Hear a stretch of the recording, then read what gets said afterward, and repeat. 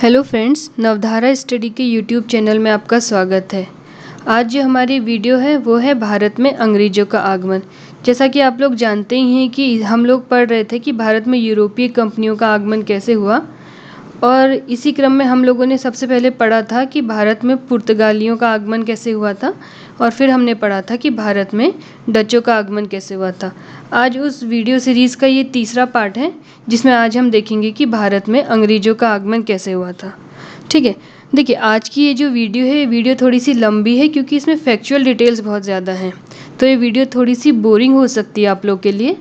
लेकिन इसमें जो भी फैक्ट्स दिए हुए हैं वो आपके एग्ज़ाम की दृष्टि से बहुत ज़्यादा इम्पोर्टेंट हैं, तो इन फैक्ट्स को आप लिख लीजिएगा और इन्हें ऐसे ही याद कर लीजिएगा, बहुत ज़्यादा ज़रूरी है। ठीक है, तो आज का वीडियो हम लोग शुरू करते हैं। हम देखेंगे कि अंग्रेज़ों के बारे में, कि सबसे पहले जो अंग्रेज थे वो भारत में कैसे आए। देखिए, अंग्रेज जो व्यापारी थे, यूरोपीय व्यापारी, ये वो तीसरी यूरोपीय शक्ति थी जो भारत में आई थी डचों के बाद में। और तीसरी यूरोपीय शक्ति होने के साथ साथ ये सबसे सफलतम यूरोपीय व्यापारी भी रहे थे जिन्होंने भारत में 200 सालों तक कम से कम राज किया था। ठीक है, इन्होंने राज क्यों किया? क्योंकि इन्होंने जो भारतीय राजनीतिक व्यवस्था थी, भारत की जो सामाजिक व्यवस्था थी, उसे अच्छे से समझा और एशिया के व्यापार को अच्छे से समझा, और अपनी जो भी कूटनीतिक और सैनिक शक्ति थी उसका पूरा उपयोग किया यहाँ के लिए, और इसलिए यहाँ के सबसे ज़्यादा सफल व्यापारी बने। देखिए, इनका व्यापार शुरू कहाँ से होता है? पुर्तगाली और डच तो भारत में आ गए थे, तो इनकी कंपनी शुरू होती है सबसे पहले ईस्ट इंडिया कंपनी, जो 1599 ईस्वी में इसका गठन होगा। और जो ये कंपनी बनती है, इस कंपनी का नाम था governor and company of merchants of the London trading into the East Indies. ये कंपनी बनाई जाती है पूर्व के साथ व्यापार करने के लिए, पूर्व के साथ व्यापार करने के लिए, दक्षिण के साथ, दक्षिण एशिया के साथ व्यापार करने के लिए कंपनी बनाई जाती है। ठीक है, और जब ये कंपनी बनती है, ये कंपनी डच की कंपनी से पहले बन जाती है, क्योंकि जो डचों की ईस्ट इंडिया कंपनी बनी थी, डच ईस्ट इंडिया कंपनी, वो बनी थी 1602 ईस्वी में। लेकिन ये जो कंपनी बनेगी, ये कंपनी बन जाती है डचों से पहले, लेकिन भारत में ये कंपनी आती है बाद में। ठीक है, और ये कंपनी को पूर्व के साथ व्यापार करने का अधिकार दिया जाता है, और ये विशेषाधिकार इन्हें सबसे पहले मिलता है महारानी के चार्टर से। जिस समय ये कंपनी बनी थी उस समय इंग्लैंड में राजशाही व्यवस्था थी, यानी कि राजा रानी का शासन चलता था। आज भी वहाँ पे क्राउन में महारानी का ही शासन चलता है, लेकिन अब वहाँ पे संसदीय लोकतंत्र आ चुका है। ठीक है, लेकिन उस समय यहाँ पे महारानी का शासन चलता था, तो महारानी का जो चार्टर था, उस समय क्वीन एलिजाबेथ थी, उस समय उन्होंने एक चार्टर दिया था। चार्टर का मतलब होता है कि उन्होंने एक आदेश पत्र दिया था।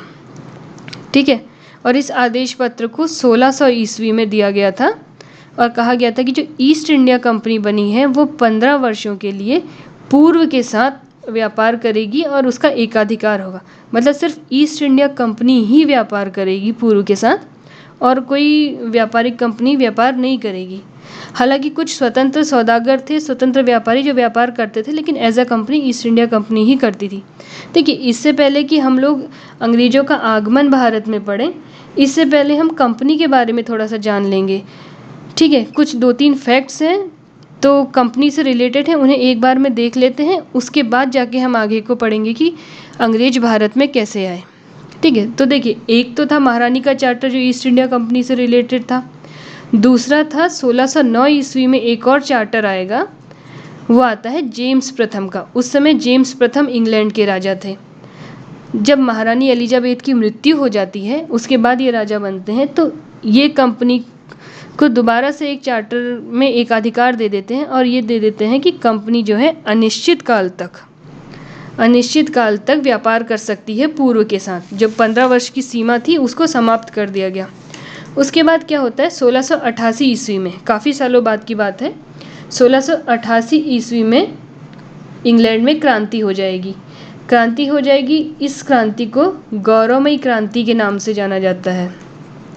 एक तो गौरवमयी क्रांति कहते हैं, दूसरा इस क्रांति को कहते हैं रक्तहीन क्रांति। रक्तहीन क्रांति इसलिए कहते हैं क्योंकि इस समय कोई खून खराबा नहीं हुआ, जब ये क्रांति हुई और यहाँ पे शांतिपूर्वक राजा जो था वो अपना पद छोड़ देता है और वहाँ पे सत्ता का परिवर्तन हो जाता है और यहीं से इंग्लैंड में संसदीय व्यवस्था शुरू हो जाती है।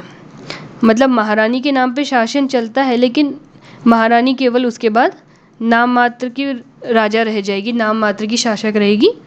और वहीं से जब सत्ता परिवर्तन हो जाता है तो विलियम तृतीय और मैरी इनकी पत्नी थी, विलियम तृतीय और मैरी जो हैं ये संयुक्त शासक के तौर में पद संभाल लेते हैं।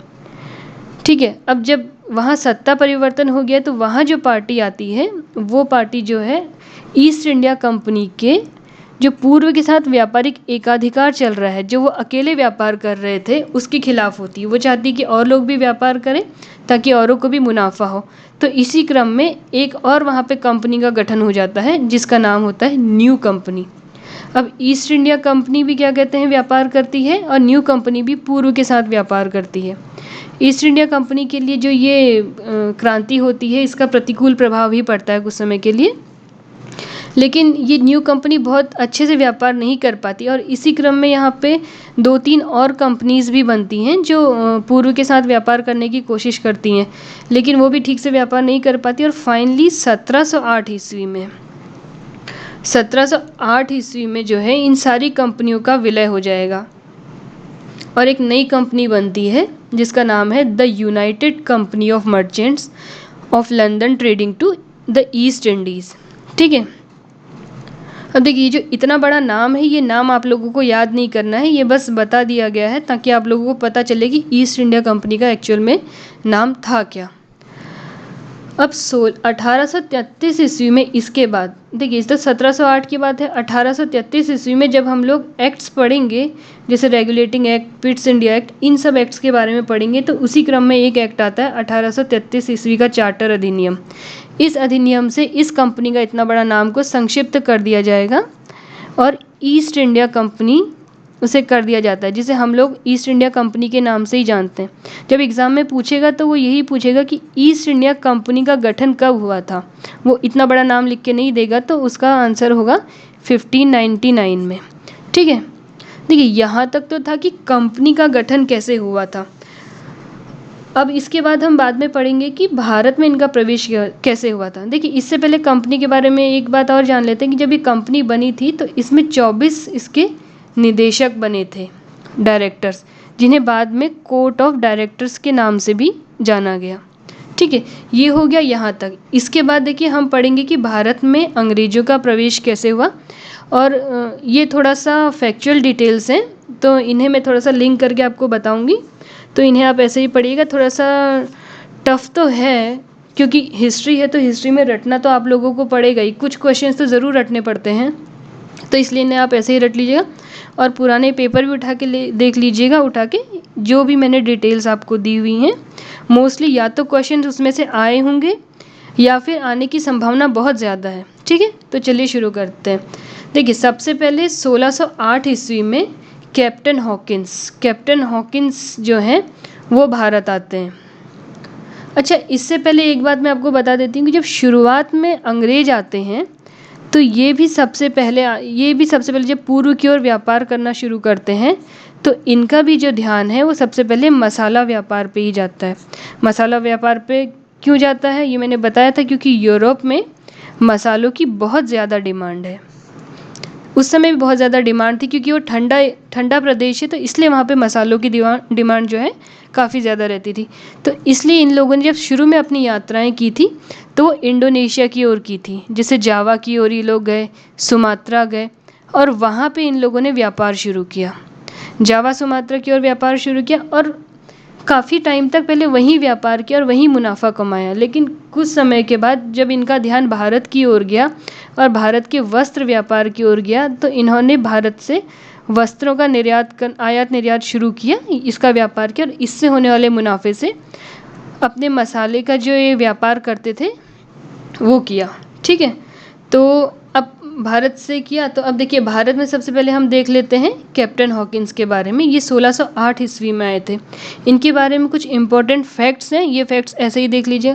देखिए ये आते हैं सूरत में फैक्ट्री खोलना चाहते हैं अंग्रेज, तो इनको भेजा जाता है। वस्त्र व्यापार के लिए।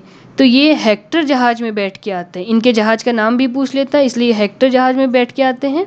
और ये समुद्री मार्ग से आने वाले पहले अंग्रेज होते हैं।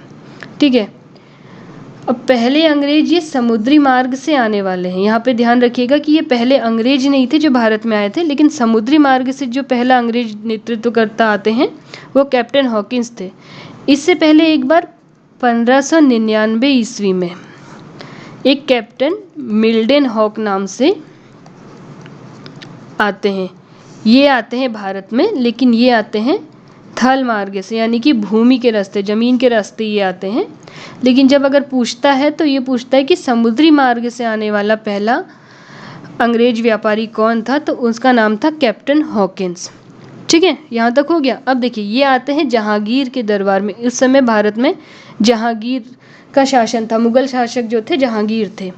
ये आते तो हैं अकबर के नाम का एक खत लेकर आते हैं, एक पत्र लेकर आते हैं जो इनके राजा जेम्स प्रथम ने दिया होता है। लेकिन उस समय जब ये यहाँ पहुँचते हैं तो यहाँ उस समय जहांगीर का शासन होता है। कैप्टन हॉकिंस की एक खासियत थी कि ये तुर्की भाषा बहुत अच्छा बोलते थे, इन्हें तुर्की फारसी का ज्ञान था। तो इनके इस टैलेंट से समझ लीजिए या इनसे जहांगीर काफ़ी प्रभावित हो जाते हैं और इन्हें मनसब भी प्रदान करते हैं। ठीक है, मनसब प्रदान करते हैं, लेकिन ये जो मनसब है, मनसबदारी व्यवस्था है, इसके बारे में हम पढ़ेंगे मुग़ल काल में। ये शुरुआत होती है अकबर के समय से। ठीक है, तो जब हम मध्यकालीन भारत के बारे में पढ़ेंगे, मिडाइवल इंडिया के बारे में, उस समय मैं आपको बताऊंगी कि मनसबदारी व्यवस्था क्या है, जागीरदारी व्यवस्था क्या है। ठीक है, तो यहाँ पे देख लेते हैं वापस से कि ये जो है मनसब इन्हें प्रदान करते हैं, लेकिन फैक्ट्री खोलने की अनुमति इन्हें नहीं मिलती है। फैक्ट्री खोलने की अनुमति क्यों नहीं मिलती है? क्योंकि उस समय भारत में पुर्तगाली व्यापार कर रहे थे।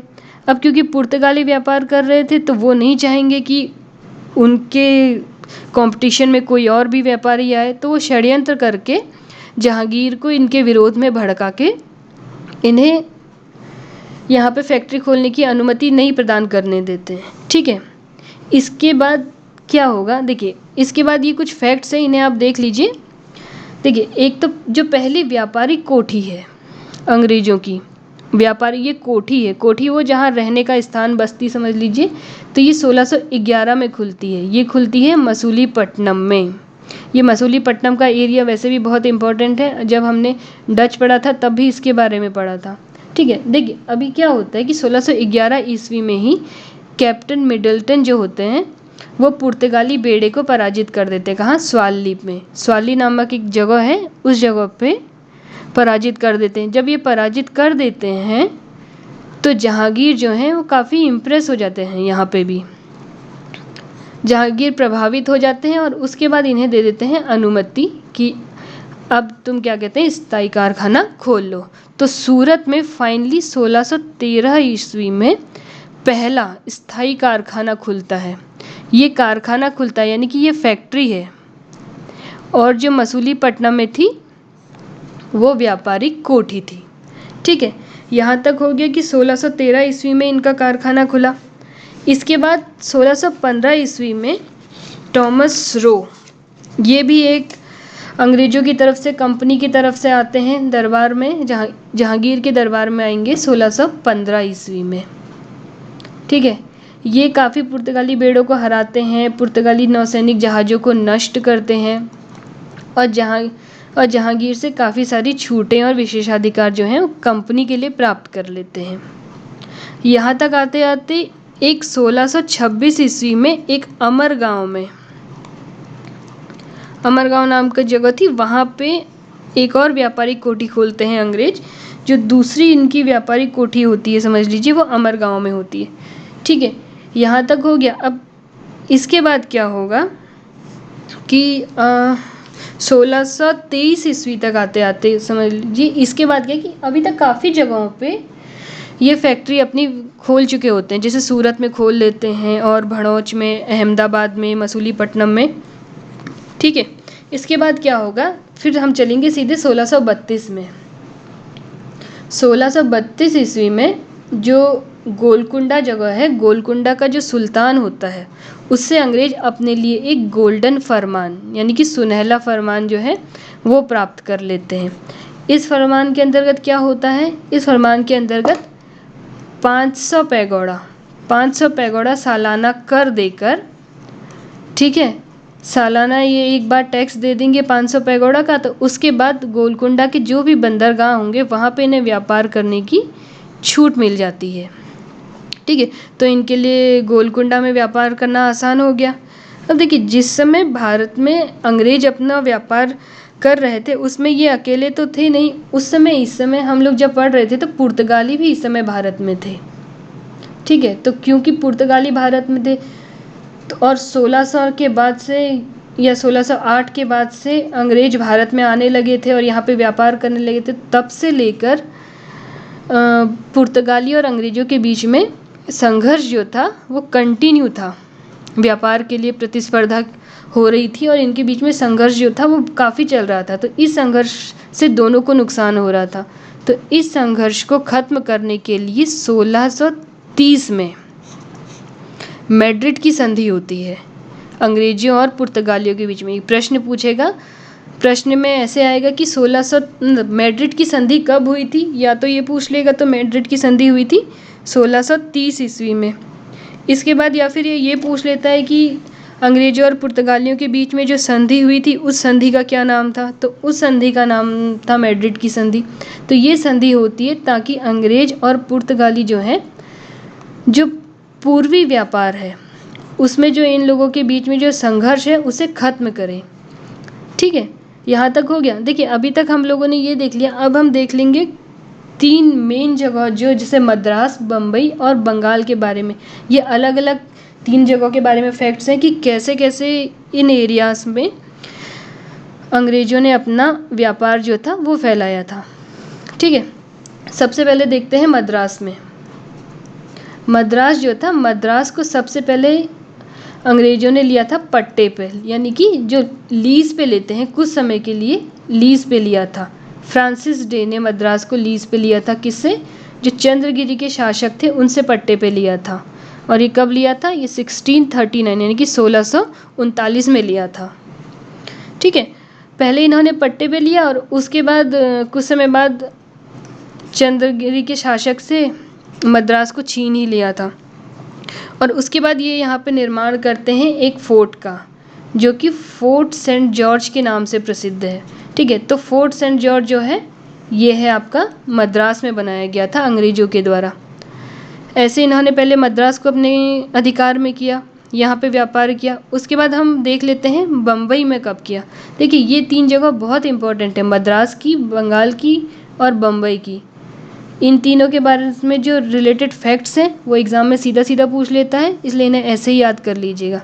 मद्रास हम देख चुके हैं, अब हम देखेंगे कि बम्बई में कैसे आए थे। तो बम्बई इनको कैसे मिला, देखिए 1661 ईस्वी में क्या होगा, जो इंग्लैंड का उस समय राजा था चार्ल्स द्वितीय, उसका विवाह हो जाता है किससे, पुर्तगाल की जो राजकुमारी थी ब्रिगेंजा कैथरीन, उससे विवाह हो जाता है। और 1661 इस टाइम तक जो बम्बई था ये था पुर्तगालियों के पास, यहाँ का जो व्यापार था वो पुर्तगाली करते थे। तो ये दहेज में बम्बई को इंग्लैंड के महाराजा को दे देते हैं। ठीक है, अब और कुछ टाइम के बाद 1661 में शादी होती है और कुछ टाइम यानी 1668 में 1668 ईस्वी में जो चार्ल्स द्वितीय हैं ये ईस्ट इंडिया कंपनी को बम्बई दे देते हैं किराए पर। किराया कितना लेते हैं, 10 पाउंड का किराया लेते हैं। पाउंड जो है वहाँ की मुद्रा है इंग्लैंड की, तो उस पे ये वार्षिक किराए पे दे देते हैं। ठीक है, अब बम्बई से रिलेटेड जो है, देखिए बम्बई अभी वर्तमान में बम्बई को मुंबई के नाम से जाना जाता है, उस समय इसका नाम बम्बई था। तो जो उस समय का बम्बई था, उस समय एक बहुत महत्वपूर्ण व्यक्ति हैं जो इससे जुड़े हुए हैं और उनसे रिलेटेड फैक्ट्स पूछता है, उनका नाम है जेराल्ड ओंगियार। ये उस समय बम्बई के गवर्नर थे। इनका जो टाइम पीरियड है ये वैसे पूछेगा नहीं, बस आप देख लीजिए कि किस समय है, 1669 से 1677 तक, यानी कि 1669 से 1677 तक। जेराल्ड ओंगियार इनका नाम है। कई किताबों में इनका नाम गेराल्ड करके भी लिखा हुआ है, तो आप लोगों को जो अच्छा लगे आप वैसा पढ़ लीजिएगा, ठीक है।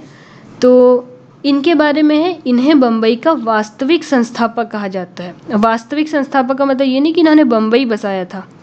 इस वास्तविक संस्थापक का मतलब था कि इनके समय में बंगाल में काफ़ी ज़्यादा समृद्धि हुई थी, ठीक है।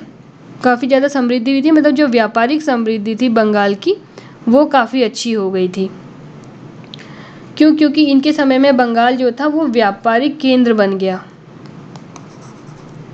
ओके, व्यापारिक केंद्र बन गया। तो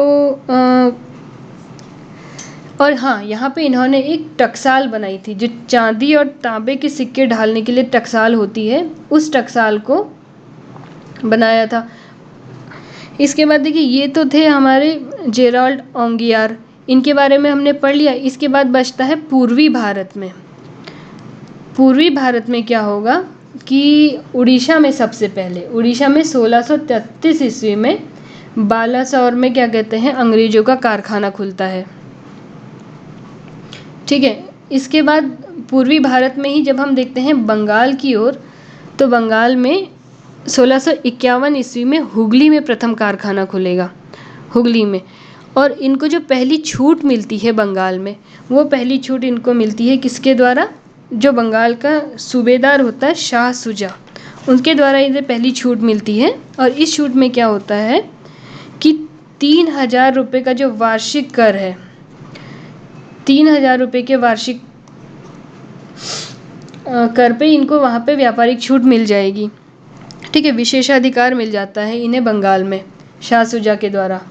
इसके बाद क्या है कि बंगाल से जुड़े हुए एक और व्यक्ति हैं जॉब चार्नोक। इनके बारे में क्या है कि देखिए, सबसे पहले क्या होता है कि एक बार औरंगजेब के साथ, यानी कि मुग़लों के साथ अंग्रेज़ों की जो होती है वो संघर्ष हो जाता है। संघर्ष हो जाता है तो अंग्रेज जो है हार जाते हैं, मुग़ल सेना उन्हें हरा देती है। तब जब जो ये अंग्रेज होते हैं हुगली पर आक्रमण कर देते हैं, हुगली को लूट लेते हैं। उसके बाद इनके सारे व्यापारिक अधिकार जो हैं औरंगजेब इन्हें हरा के छीन लेते हैं, और ये व्यापारिक अधिकार इन्हें जॉब चार्नोक उसके बाद बीच में आके समझौता करते हैं, और उसके बाद ये अधिकार इनको दोबारा से प्राप्त होते हैं। ये 1686 में पहली बार अंग्रेज़ों और औरंगजेब के मध्य संघर्ष हुआ था, ठीक है, यहाँ पे।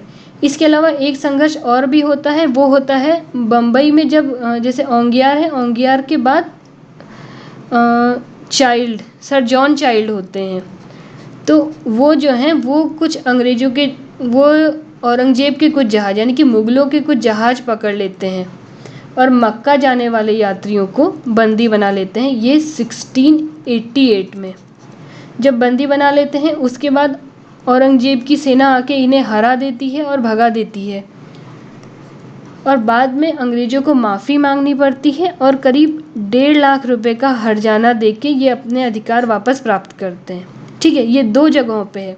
तो ये जो जॉब चार्नोक थे, जो मैं बता रही थी कि इनको सूतानाती नाम की जो जगह है, वहाँ पे 1690 ईस्वी में ये अंग्रेज कोठी का निर्माण करते हैं, और यहीं से कलकत्ता की नींव पड़ती है। आधुनिक कलकत्ता जो हम आज जानते हैं, जो पश्चिम बंगाल की राजधानी है, उसकी नींव पड़ती है। अब कैसे पड़ती है? सबसे पहले क्या होता है कि 1691 में जो बंगाल का सूबेदार होता है उसका नाम होता है शाइस्ता खां। उसका जो उत्तराधिकारी होता है इब्राहिम खां, वो अंग्रेज़ों को कुछ विशेषाधिकार दे देते हैं, यानी कि कुछ छूटें। क्या विशेषाधिकार देते हैं कि बिना मतलब चुंगी मुक्त व्यापार की, कि अब जो चुंगी लगती थी जगह जगह पे वो अंग्रेज़ों को नहीं देनी होगी, ठीक है, ये दे देते हैं। उसके बाद लेकिन होता क्या है कि 1696 में एक शोभा सिंह नाम के जमींदार होते हैं, शोभा सिंह, ये विद्रोह कर देते हैं। अंग्रेज़ों को बड़ी तकलीफ़ होती है, परेशानी होती है, व्यापार करने में। तो फाइनली 1698 की जो ईस्वी आएगी, इस ईस्वी में अंग्रेज जो हैं ये सूतानाती, कालिकाता और गोविंदपुर इन 3 जगहों की जमींदारी प्राप्त कर लेते हैं। यहाँ से राजस्व वसूल करने का जो है वो अधिकार इनको मिल जाता है 1200 रुपये में। ठीक है, और इन्हीं 3 जगहों को मिला के सूतानाती, कालिकाता और गोविंदपुर, इन्हीं 3 जगहों को मिला के बाद में जो है आधुनिक कलकत्ता की नींव पड़ेगी। ठीक है, और इसीलिए कलकत्ता नगर को बसाने के लिए जो नाम आता है वो आता है जॉब चार्नोक का। जैसे बम्बई के संस्थापक का नाम जो आता है वो और ओंगियार का आता है। ठीक है, इसके बाद क्या होगा, 1700 ईस्वी में फोर्ट विलियम की स्थापना की जाएगी। फोर्ट विलियम में ये जो विलियम है, ये जो अंग्रेजों के राजा थे, इंग्लैंड के जो सम्राट थे, ये उनको सम्मान देने के लिए उनके नाम पे फोर्ट विलियम की स्थापना की गई थी। और यही फोर्ट विलियम पहला प्रेसिडेंसी नगर जो है बनेगा। ठीक है, पहला प्रेसिडेंसी नगर बनेगा। और इसके जो पहले प्रेसिडेंट बनाए जाते हैं वो बनाए जाते हैं सर चार्ल्स आयर। और उसके बाद यही प्रेसिडेंसी नगर जो है ये 1774 से कब तक, 1911 ईस्वी तक ब्रिटिश भारत की राजधानी बनता है। ठीक है, ब्रिटिश भारत की क्या बनता है, राजधानी। अब राजधानी बनता है। इसके बाद 1911 के बाद होगा दिल्ली दरबार का आयोजन होगा, वो हम बाद में पढ़ेंगे। उसके बाद क्या होगा कि दिल्ली को राजधानी बना दिया जाएगा। ठीक है, उसके भी अपने कारण थे कि दिल्ली को राजधानी बना दिया, वो आंदोलन का केंद्र बनने लगा था। ये सब चीज़ें हम धीरे धीरे बाद में पढ़ेंगे। आज का जो वीडियो है इसमें सिर्फ यही फैक्ट्स हैं कि कैसे अंग्रेज़ों ने यहाँ पे अपने पाँव पसारने शुरू किए थे। ठीक है, ये सिर्फ शुरुआत है, बाकी तो पूरा का पूरा मॉडर्न इंडिया है ही अंग्रेज़ों के बारे में कि लास्ट तक वो कैसे आए। तो ये तो सब उसके बाद जब आएंगे तो 1947 तक हम लोगों को पढ़ना ही है। ठीक है, तो अभी हम लोगों ने 3 जगह देख ली कि कैसे मद्रास में, उसके बाद बम्बई में और फिर कैसे बंगाल में। ये वो 3 मेन जगह हैं जहाँ से 3 प्रेसिडेंसी नगर बनते हैं और यहाँ से जो भारत का शासन चलाया जाता है।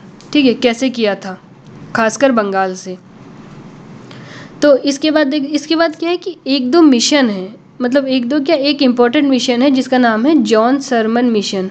इससे पहले एक मिशन और था जिसका नाम था नॉरिस मिशन। ये मिशन आता है, ये जो महाराजा विलियम होते हैं उनकी एक कंपनी बनती है, तो उस कंपनी के लिए ये मिशन आता है आपके औरंगजेब के दरबार में। और ये आता है 1698 में कि इस कंपनी के लिए कुछ विशेषाधिकार छूटें प्राप्त करने के लिए आएगा ये।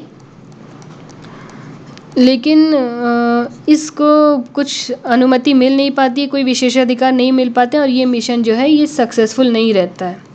इसके बाद एक जो बहुत इम्पोर्टेंट मिशन है उसका नाम है John Surman mission. John Surman mission में जो जॉन सरमन इनके नेतृत्व में ये मिशन आएगा और ये भेजा जाता है कलकत्ता के द्वारा, यानी कि बंगाल से भेजा जाता है। कलकत्ता से एक दूत मंडल भेजा जाता है मुग़ल दरबार में।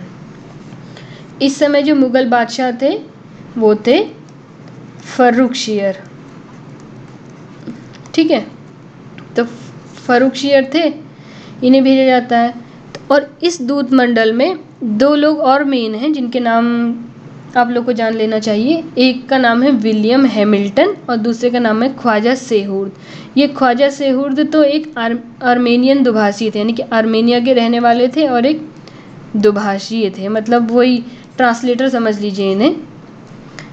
और जो विलियम हैमिल्टन थे ये बहुत इंपॉर्टेंट है, ये एक सर्जन थे, डॉक्टर थे। और इस समय जो मुग़ल बादशाह फ़र्रुखशियर थे वो थे बीमार, इन्हें जो बीमारी थी वो ठीक नहीं हो पा रही थी।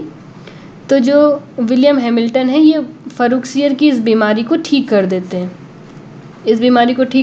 हैं। फ़र्रुखशियर खुश हो जाते हैं तो अंग्रेज़ों को एक फरमान दे देते हैं। ठीक है, 1717 का शाही फरमान इसे कह सकते हैं। तो ये जो फरमान है, इस फरमान से कंपनी को बहुत ज़्यादा लाभ होते हैं। जब मैंने आपको पिछली वीडियो में डचों के बारे में पढ़ाया था तो बताया था कि जो 1717 का शाही फरमान था, इस फरमान के आने से अंग्रेज़ों की जो स्थिति थी वो बहुत मजबूत हो गई और डचों की स्थिति जो थी या जो डच थे वो पिछड़ गए थे। ठीक है, तो ये वही फरमान है जिसको हम थोड़ा सा डिटेल में देख लेते हैं। इस फरमान से कंपनी को 2-3 लाभ होते हैं। पहला क्या लाभ होता है, एक तो इन्हें बंगाल में मुक्त व्यापार करने की इजाज़त मिल जाती है। कैसे? 3000 रुपये इन्हें वार्षिक कर देना पड़ेगा और उसके बदले ये बंगाल में मुक्त व्यापार कर सकते हैं, पहली बात। दूसरी बात, सूरत में सभी करों से मुक्ति। ठीक है, वो कितने में? उसके लिए 10,000 रुपये वार्षिक कर देना पड़ेगा। और तीसरा, बम्बई में ढाले गए जो सिक्के हैं, कंपनी के सिक्के, उन्हें पूरे मुगल साम्राज्य में चलाने की अनुमति दी गई। बम्बई में टकसाल बनाई थी, आप लोगों को अगर याद होगा तो मैंने अभी थोड़ी देर पहले ही बताया था, ओंगियार के टाइम में टकसाल बनाई गई थी। ठीक है, जिन्हें बम्बई का संस्थापक बोला जाता है। तो ये उसी टकसाल में जो सिक्के ढलते हैं तांबे के या चांदी के, तो इन सिक्कों को पूरे मुगल साम्राज्य में चलाने की अनुमति जो है यहाँ से मिलती है। तो ये जो 1717 ईस्वी का शाही फरमान था, इस शाही फरमान को बोला जाता है कि ये कंपनी का मैग्ना कार्टा था। कंपनी का मैग्ना कार्टा का मतलब होता है अधिकार पत्र। ठीक है, अधिकार पत्र। और ये कंपनी का मैग्ना कार्टा, इसे किसने कहा था? ये कहा था ऑर्म ने। ऑर्म जो है एक इतिहासकार है, कभी कभी क्वेश्चन पूछ लेता है तो इसे ऐसे नोट कर लीजिएगा कि 1717 ईस्वी का जो शाही फरमान है, इसे कंपनी का मैग्ना कार्टा किसने कहा था? ऑर्म ने कहा था। और ये मैग्ना कार्टा कहा था क्योंकि ये अधिकार पत्र था। और अधिकार पत्र इसलिए, मैग्ना कार्टा वर्ड इसलिए यूज़ होता है कि 1215 ईस्वी में पहली बार जो है इंग्लैंड में वहाँ के नागरिकों को जो अधिकार दिए गए थे, जो थोड़े से अधिकार दिए गए थे, बहुत ज़्यादा नहीं थे लेकिन पहली बार थे, इसलिए बहुत बड़ी बात थी। तो इसलिए उन अधिकारों को मैग्ना कार्टा कहा गया। और इसलिए जब कोई बड़े अधिकार दिए जाते, कुछ विशेष छूटें दी जाती हैं, तो उसके लिए मैग्ना कार्टा वर्ड का यूज़ कर दिया जाता है। ठीक है, तो यहाँ तक हम लोगों ने देख लिया कि बंगाल में, मद्रास में और बम्बई में अंग्रेज़ों का विस्तार कैसे हुआ और उन्होंने व्यापारिक शुरुआत कैसे की। अब इसके बाद से अभी हमारा इस टॉपिक में अंग्रेज़ों का विस्तार तो हमने देख लिया, और इसके बाद अंग्रेज़ों को हम देखेंगे कैसे उन्होंने बंगाल को अपने पूरा कब्जे में किया। उसके बाद फिर इनकी जो आंग्ल मैसूर लड़ाई है, और ये सब चीज़ें यहाँ से आगे बढ़ते बढ़ते फिर हम देखिए 1857 की क्रांति तक पहुँचते हैं। ये क्रांति मैं आप लोगों को पढ़ा चुकी हूँ। इसके बाद हम फिर राष्ट्रीय आंदोलनों की ओर बढ़ेंगे। ये आप लोगों के एग्ज़ाम में सीधा टॉपिक ही होता है कि राष्ट्रीय आंदोलन। उसके बाद फिर गांधी युग के बारे में पढ़ेंगे, और फिर ऐसे ही जो 1947 में आज़ादी होगी, स्वतंत्रता आंदोलन तक, वहाँ तक मैं आपको पूरा बताऊँगी। ठीक है, ये तो था अंग्रेज़ों का एक छोटा सा ब्रीफ डिस्कशन, समझ लीजिए। इसके बाद इस टॉपिक में जो बचता है यूरोपियों का आगमन, इसमें 2 और बचते हैं। एक बचते हैं डेनिश व्यापारी। ये बहुत छोटे हैं, 4-5 लाइन का या 5-6 लाइन का समझ लीजिए, तो ये तो ज़्यादा बड़ा है नहीं, इससे ज़्यादा पूछता भी नहीं है। और इसके बाद आते हैं फ्रांसीसी, ये बहुत इम्पॉर्टेंट है। तो जो फ्रांसीसी व्यापारी हैं, इन दोनों के बारे में मैं आपको नेक्स्ट टॉपिक में बताऊंगी। तो जो फ्रांसीसी हैं, इसके बाद इनकी जो समाप्ति होगी कर्नाटक युद्ध तक, जहाँ से अंग्रेज़ों का फाइनली साम्राज्य विस्तार सुचारू रूप से चलेगा, ऐसा समझ लीजिए। वहाँ तक मैं आपको नेक्स्ट वीडियो में बताऊंगी। और आज का जो वीडियो है थोड़ा सा लंबा हो सकता है, थोड़ा सा ट्रिकी भी हो सकता है और थोड़ा बोरिंग हो सकता है, तो लेकिन एग्ज़ाम के लिए बहुत इम्पॉर्टेंट है, इसलिए इस वीडियो को आप ढंग से देख लीजिएगा। अगर एक बार नहीं लग रहा है तो 2 बार देख लीजिएगा। कॉपी पेन लेके इन सब पॉइंट्स को उतार लीजिएगा ऐसे कैसे ही। और अगर नहीं उतारने का मन है तो मैं नीचे डिस्क्रिप्शन में आपको टेलीग्राम का लिंक दूंगी, उसमें आपको इसका PDF अवेलेबल हो जाएगा। तो आप लोग चाहें तो हमसे टेलीग्राम से भी जुड़ सकते हैं। पिछली वीडियो का लिंक भी टेलीग्राम पे अवेलेबल कर दिया गया है, तो आप लोग देख लीजिएगा।